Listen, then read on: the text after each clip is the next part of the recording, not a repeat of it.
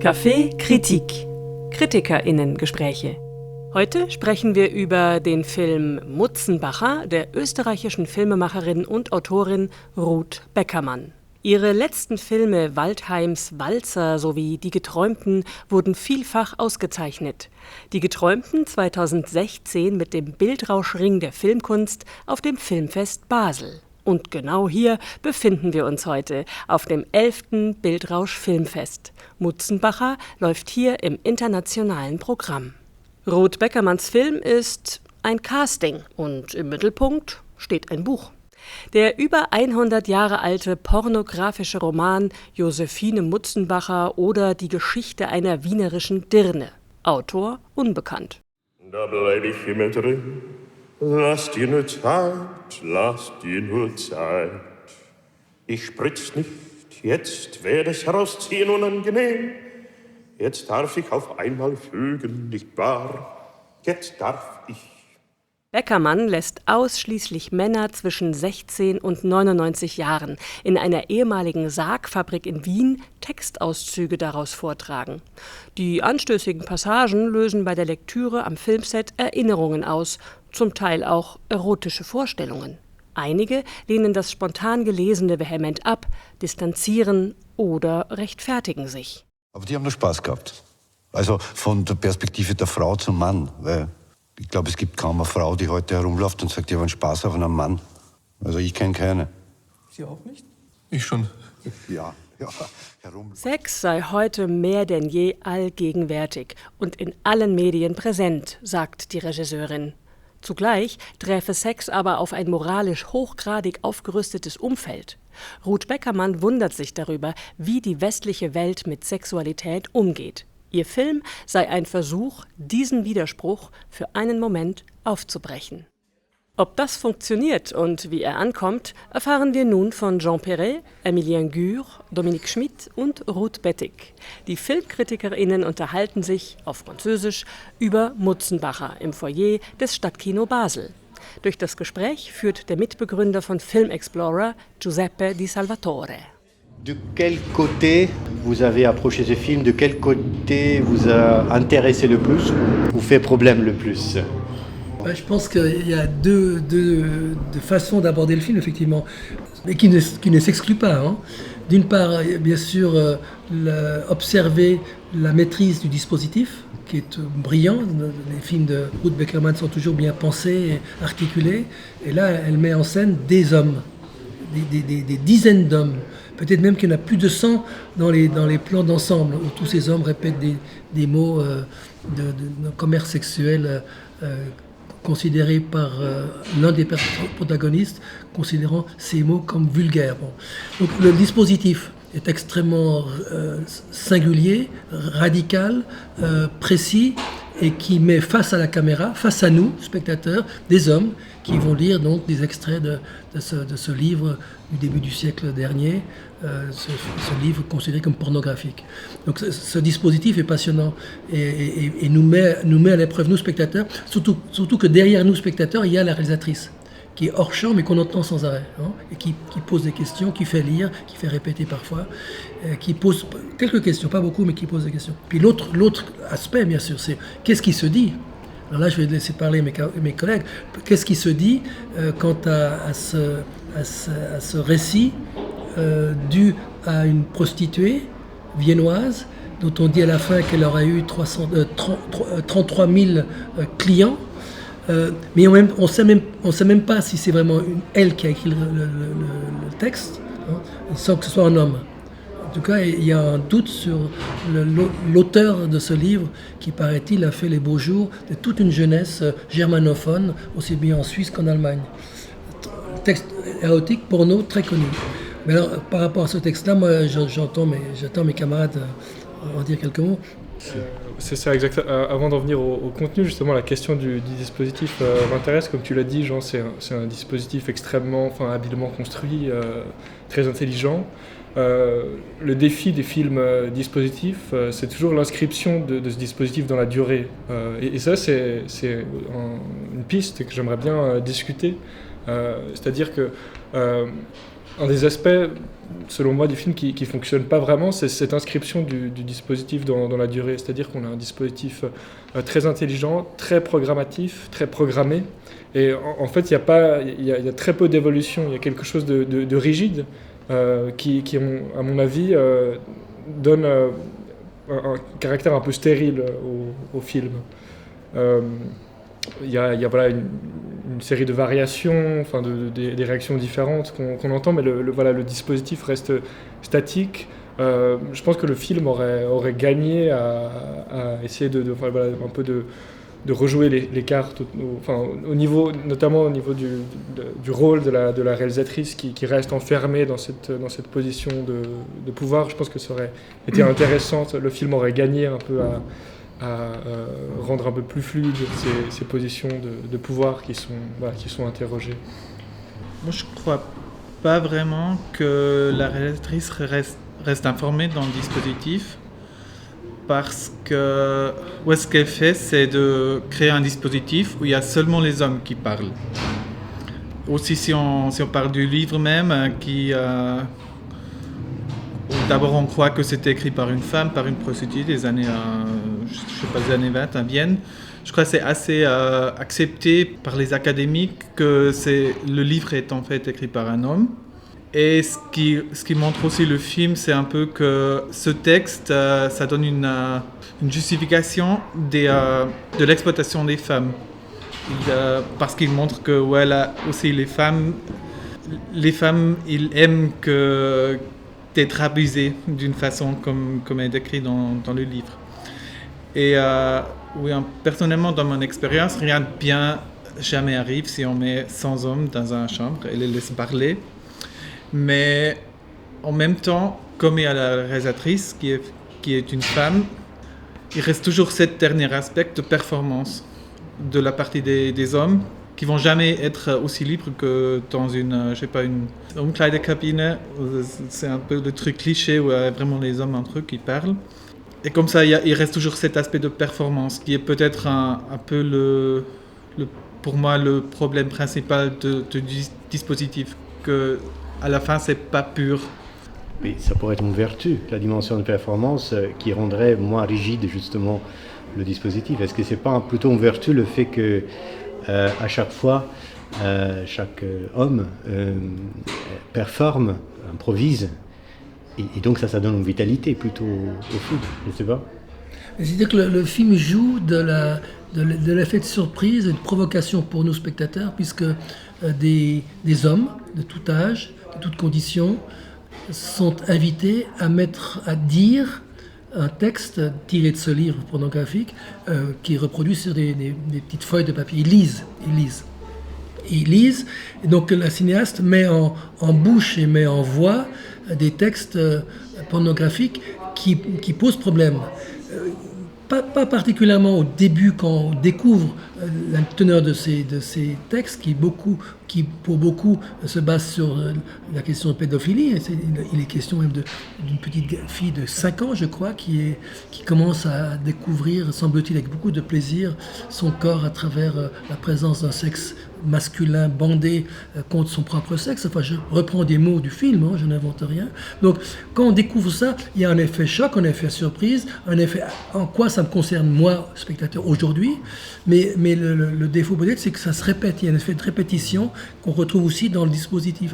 Et à la longue, cette répétition, me paraît banaliser quelque chose qui est quand même de l'ordre d'un scandale. C'est un texte scandaleux, parce que c'est un texte qui fait l'apologie. Alors on pourra dire au 2e degré, 3e degré, c'est une critique de tout ça, mais c'est quand même au départ l'apologie du plaisir pris par des femmes qui sont violentées, dans des conditions du patriarcat dominant dans l'Église, le père.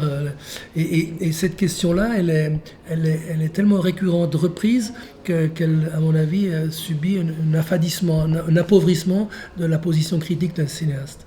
Moi, je voudrais bien rebondir sur ce point de la rigidité du dispositif, parce que finalement, je la retrouve ailleurs par rapport vraiment au dialogue avec le contenu, dans le sens que finalement, il y a une dimension scandaleuse dans le film, mais en même temps, si on croit à l'idée que c'est pas un homme justement qui écrit ce livre, mais c'est l'idée que c'est vraiment Mutzenbach elle-même, c'est la personne qui a vécu toutes ces histoires à l'avoir écrit, c'est vrai que le point de vue contenu pourrait amener une dimension de libération par l'ambiguïté, c'est-à-dire par l'ambiguïté entre, comme tu disais avant Emilien, entre plaisir et assujettissement. C'est-à-dire il y a une ambiguïté entre le fait d'être assujetti ou de vouloir choisir. Donc on est libre de s'adonner à ces pratiques. Donc le fait qu'on reste ambigu sur cette dimension, ça peut être une véritable libération. Libération par rapport à quoi? Par rapport au rapport de pouvoir. Une relation de pouvoir qui s'installe entre un homme et une femme. Et c'est ça qui me fait problème, si c'est ça le contenu, ou ce que je trouve intéressant dans le contenu du film, le dispositif, à son tour, par contre, il n'est pas ambigu du tout. Donc pour moi, indépendamment du fait que le dispositif marche ou pas, c'est plus le contraste avec ce que le texte de Mutzenbach pourrait nous donner en termes de libération par l'ambiguïté. Par le fait de ne pas rester dans des catégories moralistes, ça c'est bien, ça c'est mal, ça nous libère de ça, mais ça c'est fait à travers un dispositif qui par contre lui il est hyper asymétrique. En fait, moi je voulais juste ajouter, je trouvais cette idée de ces hommes, ils se donnent à jouer cette performance, comme Dominique a dit. Je trouve ça c'est une bonne image de dire. Et il y a quand même plusieurs fois quand il y avait cette situation de cœur, le caméra est haut, que nous, spectateurs et spectatrices, peuvent regarder un peu tout ce monde et retrouver ces hommes qu'on a vus avant sur le sofa. Et moi, je trouvais ça, c'était comme quelque chose que on sent qu'eux, ils ont plaisir de se donner à ce jeu-là. Alors, je me demande comme spectatrice, c'est qui a inventé les règles? Et c'est là, pour moi, il y a certaines problématiques parce que ça, c'est jamais finalement mis en question pour finalement aborder un autre point de vue. C'est donné, il faut suivre ces règles qui sont données et ça donne pour moi quand même une perspective du haut vers un peu le bas. Même, je sais que tout ce monde-là, tous ces hommes, ils ont eu vraiment beaucoup de plaisir à participer. Il y avait même quelqu'un qui a dit, si lui ne serait pas que c'est... En fait, avec la réalisatrice, lui, il serait prêt à se donner parce qu'il sait que ça va donner un bon film. Ça veut dire, c'est même ça, on n'interroge pas, on se donne. Et voilà, finalement, c'est peut-être un peu... Est-ce que là, il y a aussi cette question, comme peut-être on se pose par rapport au livre, est-ce que l'abus, être utilisé, est-ce que ça pourrait se poser aussi un peu dans cette perspective-là, quand on parle de la manière dont le film est fait? Une remarque encore, il y a une chose qui est intéressante dans le film, parce qu'il y a un dispositif, on l'a dit, ô combien rigoureux, et donc des hommes sont invités à lire des textes, des extraits. Et parfois, il y a des moments où le dispositif est débordé par ce que j'appelle un plus de réel, enfin quelque chose qui va au-delà du principe rigoureux du film. C'est, par exemple, quand des visages d'hommes en gros plan ont lu et sont en silence, et on se demande ce qu'ils pensent. Qu'est-ce qu'ils pensent du texte scandaleux, problématique qu'ils ont lu? Qu'est-ce qu'ils en pensent? Et il y a un silence, il y a un doute, et c'est là que ça devient intéressant. Où la réalité de la situation mise en scène par Ruth Beckerman va au-delà de son intention première. Et un autre moment où, 2 ou 3 fois, il y a un homme qui a lu, et à côté de lui un autre homme, ils commencent à discuter de comment le texte est compris par eux, comment ils doivent, quelle position ils ont. Il y en a un qui est très choqué, qui est plutôt dans une position moraliste, un autre qui dit d'une façon plus intellectuelle qu'il faut comprendre. Enfin, il y a des dialogues improvisés, sont là, au-delà de la lecture imposée, qui donnent, à mon avis, pour le spectateur, qui ouvrent un champ de réflexion plus intéressant que les textes eux-mêmes. Mais ces moments-là, ils sont presque accidentels. Ils ne sont pas vraiment eingebaut, ils ne sont pas vraiment construits dans la dramaturgie signifiante du film. Je crois quand même que ces moments de réflexion, comme réaction sur le texte, c'était bien planifié par Beckerman. Je trouvais même que c'est la seule raison pour qu'elle laisse les hommes lire les textes, pour pouvoir trouver ce moment où les hommes sont confrontés avec leurs pensées sur un texte qui les choque peut-être. Mais ça, je voulais dire avant, avec cet aspect de performance, que le dispositif est un peu planifié pour la raison d'effacer cette problème de performance. Mais mon problème avec le film, c'est que ça ne sera jamais possible avec la réalisatrice présente. Là. Et je crois que c'est la seule fois que je vais dire ça, mais je crois que ce sera un mieux film si c'était fait par Roderick Seidel.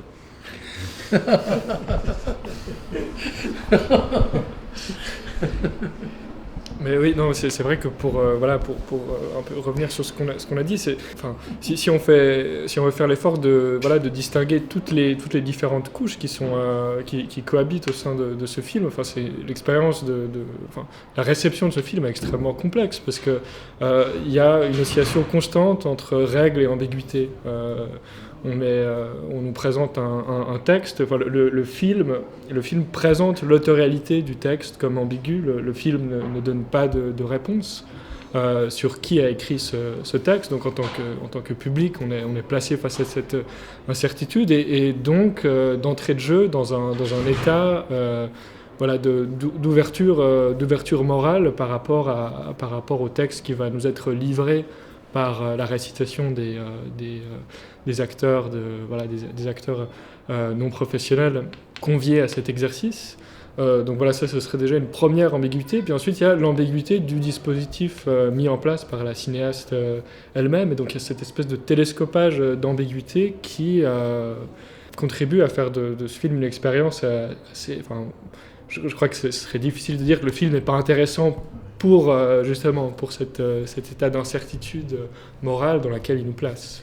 Mais où tu trouves l'ambiguïté dans le dispositif ? L'ambiguïté dans le dispositif, c'est justement, il y a ce rapport de pouvoir qui est assez clair entre sujet qui filme et sujet filmé, mais à la fois il y a du hors-texte. Il y a des informations qui nous sont pas livrées. Enfin voilà, on sait que ces personnes ont été conviées à un casting, mais qu'est-ce qui leur a été communiqué exactement ? On a l'impression que la plupart d'entre eux savent pas grand-chose sur le texte, donc il y a aussi un flou en fait qui entoure le contexte sur lequel on a 2-3 informations livrées dans le cadre du générique. Mais en fait, je trouve que c'est peut-être une vertu de ce côté programmatique qu'on critiquait au début. Je pense que ce côté programmatique permet d'occulter le non-dit, le non-su, et justement, si on approfondit l'analyse, on se rend compte que derrière cette rigueur, il y a des choses qui sont beaucoup plus floues ou incertaines que ce qu'on aurait pu croire d'entrée de jeu.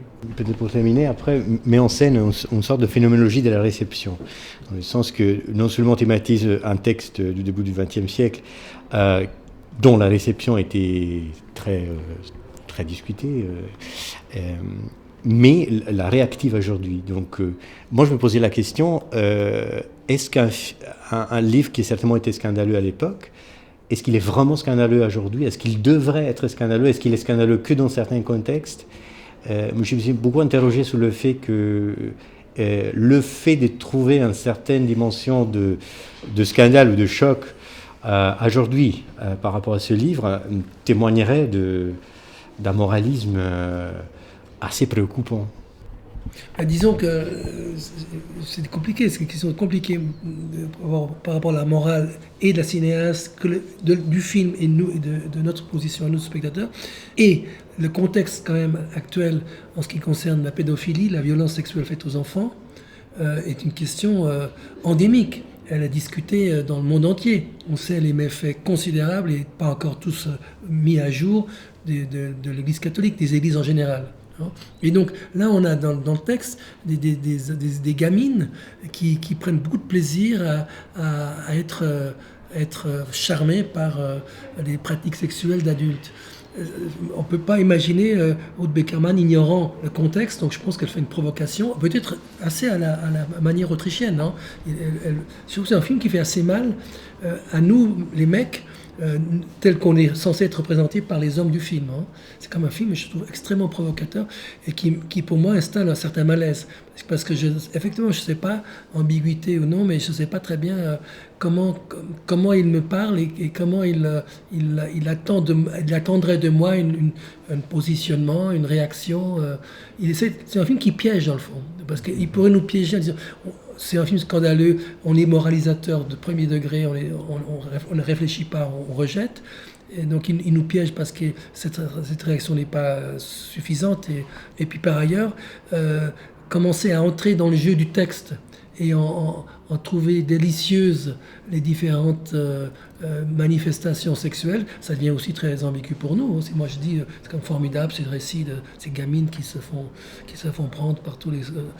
si je dis ça maintenant, je passe nécessairement pour quelqu'un qui soutient ces violences sexuelles faites à des enfants. Donc c'est un film ambigu et je ne suis pas sûr que la cinéaste maîtrise parfaitement l'enjeu de ces enjeux, quoi. L'enjeu de ces questionnements. En tous les cas, moi, j'avais aussi une certaine malaise quand j'ai vu. Une malaise aussi pour je dirais, les situations des hommes. Et moi, je devrais, vu qu'ils ont lu et ils ont eu un certain plaisir de le lire, de le presque, est-ce que je devrais les accuser? Pour moi, c'était vraiment là aussi vraiment problématique. Et là, je me suis posé cette question, justement, à nouveau, quelle était l'idée de positionner, de donner la place de cette façon-là, avec un concept rigoureux aux hommes, où on ne voit pas qu'eux, ils ont eu une possibilité de vraiment s'exprimer, sauf les petits moments, mais ils étaient super courts, et s'il y avait une seule fois où un monsieur a dit « Ah non, là, moi je ne veux pas jouer ». Tous les autres, ils ont accepté librement tout, finalement.